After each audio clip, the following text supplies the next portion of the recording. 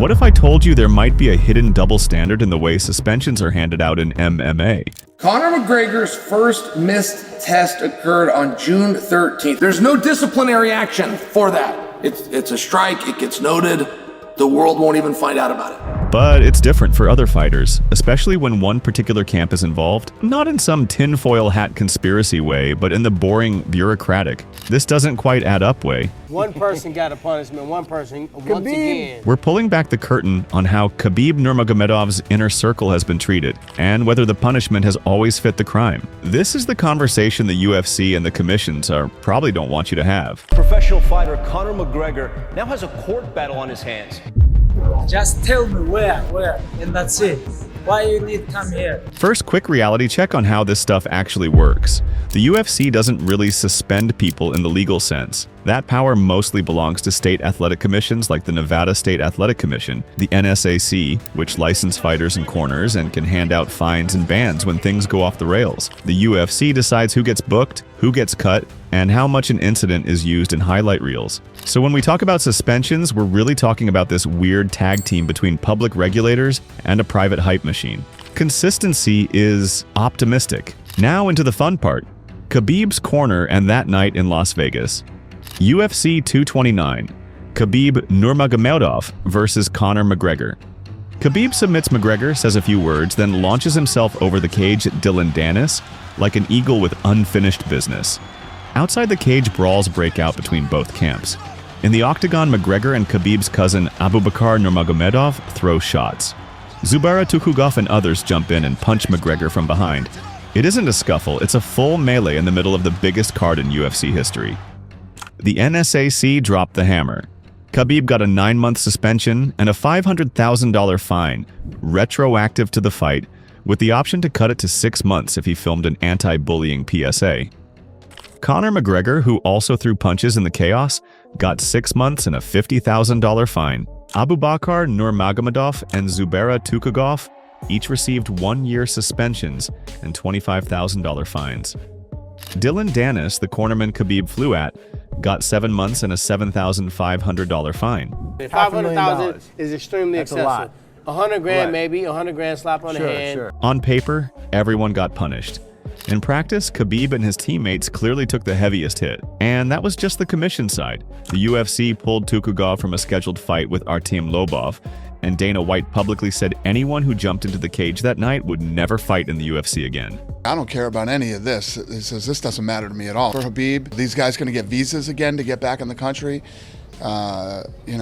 Big fines. That's why they're holding their purses. It's a big deal.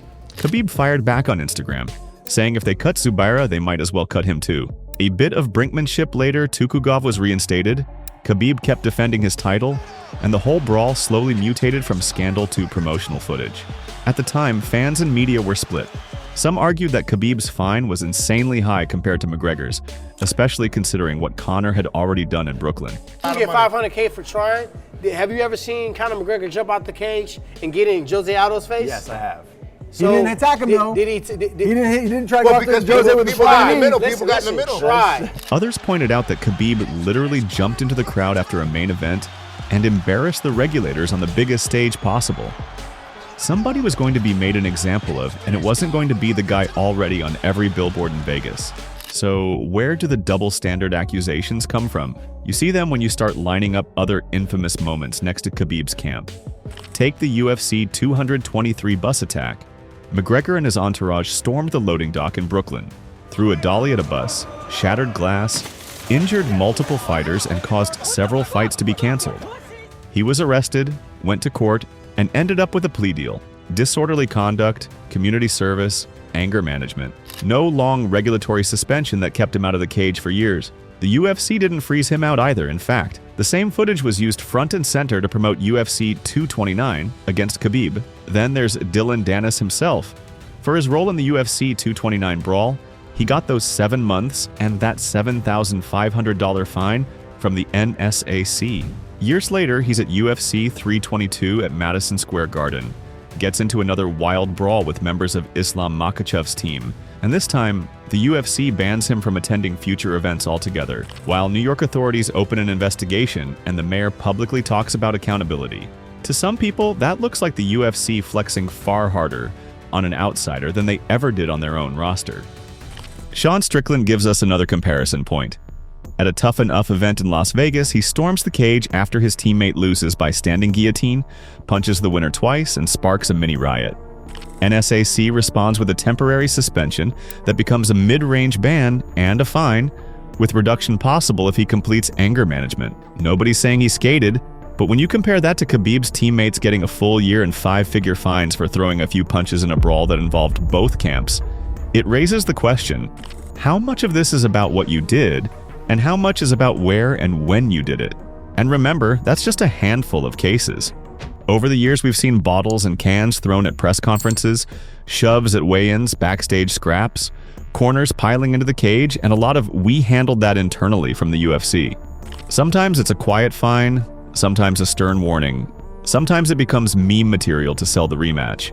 In that landscape, Abu Bakr and Tukhugov sitting out a full year starts to look like the system suddenly deciding to grow a backbone on a very specific night, with a very specific team. Which brings us to the Khabib factor. Khabib wasn't just any champion. He was the undefeated, no-nonsense, religiously devout anti-McGregor. When he leapt into the crowd, it nuked that saintly image in front of the world, freaked out the commission, and made the casino and broadcasters very nervous. Regulators hate being made to look like they have lost control. One way they get that control back is by handing out heavier punishments to the people at the center of the storm. Like giving Khabib a fine 10 times larger than McGregor's and a longer suspension, then hammering his teammates even harder. Then Khabib doubled down by publicly criticizing Nevada's culture of gambling and vice, refusing the PR-friendly anti-bullying PSA that would have softened his suspension, and threatening to walk if his teammate was banned for life. From the fans' perspective, that looked like loyalty and backbone. From a commission or promoter's perspective, it probably felt like a headache wrapped in a headache. When you push back that hard in public, it's not shocking if the system pushes back just as hard. Media and fan narratives did the rest. One camp decided Khabib's team were thugs wrecking the most important event in company history. The other camp pointed at the bus attack, the trash talk about religion, family, and country, and asked why only one side was being turned into the villain. Once those stories calcify, every suspension and fine gets interpreted through them. People aren't reading legal documents, they're reading vibes. So is there actually a Khabib-specific double standard? Or is the whole system just inconsistent for everyone? You can argue Khabib's teammates were treated harshly because they brawled in the single most watched event the UFC had ever put on. You can also argue that seeing Conor's out-of-cage assault turned into marketing, while Khabib's guys sat out a year, sends a pretty clear message about whose chaos is good for business and whose isn't. The deeper issue isn't just whether Team Nurmagomedov got singled out. It's that there's no truly transparent universal rulebook for any of this. Right now, commissions have huge discretion. They decide whether something is a 6-month problem or a 1-year problem, whether a cornerman gets a warning, a fine, or a suspension.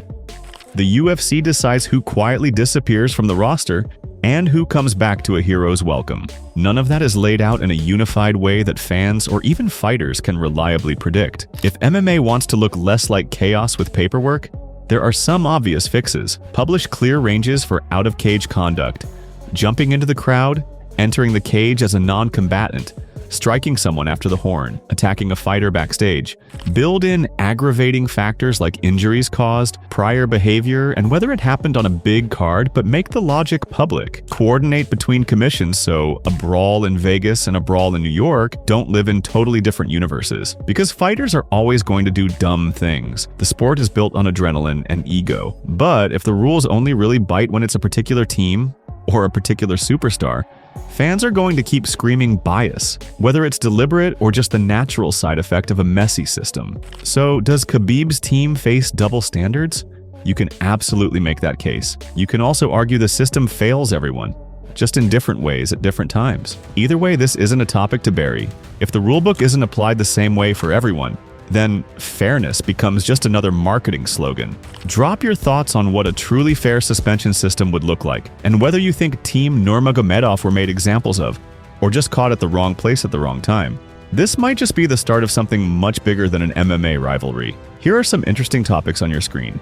To watch the next content, click on the video showing on your screen. Don't forget to subscribe.